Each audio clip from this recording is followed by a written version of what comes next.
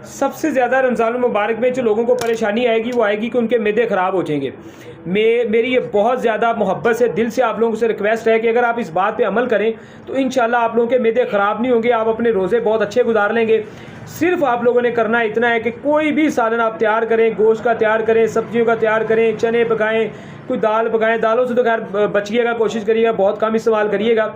तो आप शोरबे वाले सालन पकाएं, शोरबे वाले सालन पकाएं। जितना ज़्यादा आप शोरबे वाला सालन इस्तेमाल करेंगे, अच्छा उसको उस शोरबे को आप नीम गरम गरम को पिएंगे, उसी में नरम करके रोटी डुबो के आप खाएंगे, तो आप लोगों को शोरबे वाला सालन इस्तेमाल करने की वजह से गैस, ज़ाबियत, बदहज़मी, बीपी हाई और बहुत सारे मसाइल जिनका लोग शिकार हो जाते हैं वो नहीं होंगे।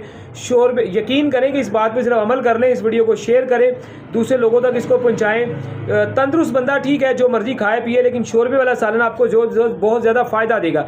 जैसे कि आप चावल भी खाना चाह रहे हैं तो उसमें भी आप शोरबे का इस्तेमाल करें, ठीक है जी। और उससे भी ये है कि वो चावल भी हजम हो जाएंगे। यानी कि पानी का इस्तेमाल अफ्तारी के बाद तो करना है, उसके ऊपर मैंने मुख्तलिफ वीडियोज़ भी लगाई हैं। नमकीन पानी इस्तेमाल करें, हाजमे वाले पानी इस्तेमाल करें, सिरके वाला इस्तेमाल करें, गोलगप्पे वाला पानी, जैसे मैंने एक नुस्खा भेजा हुआ वो वाला पानी बना के खुद इस्तेमाल करें, ठीक है। इससे आप लोगों के मैदे भी ठीक रहेंगे, जिगर गुर्दे भी ठीक रहेंगे, फैटी लीवर नहीं होंगे, यूरिक एसिड कोलेस्ट्रॉल नहीं होंगे।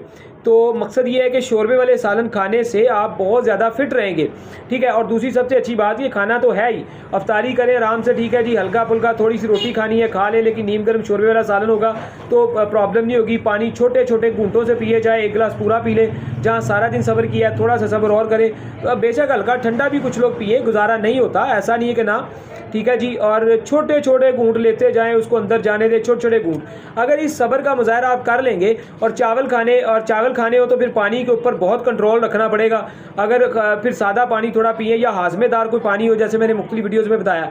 अगर आप मीठे पानी पीते हैं तो पेट में अफारे हो जाते हैं, फिर बदहज़मी, गैस, ज़ाबियत, बहुत सारी चीज़ों का मसाइल होते हैं। तो कोशिश करें अफ्तारी के बाद एक एक घंटे के वक्फे से कुछ ना कुछ खाएं पिए, जो भी खाना है। यानी कि फल खाना है तो वो 1 घंटे के वक्फे से खाएं, फिर इसी तरह कुछ आपने रोटी खानी है तो वो फौरी खा लें, या पहले कुछ और खा के फिर आधे घंटे बाद, 1 घंटे बाद थोड़ा थोड़ा करके खुराक को खाएं। आप नहीं खानी है, किसी और ने नहीं खानी। पानी के लिए हाजमेदार पानियों का ज़्यादा इस्तेमाल करेंगे तो बचत में रहेगी। बहुत सारी वीडियोज़ मैंने इसके ऊपर लगाई हुई है इंशाल्लाह।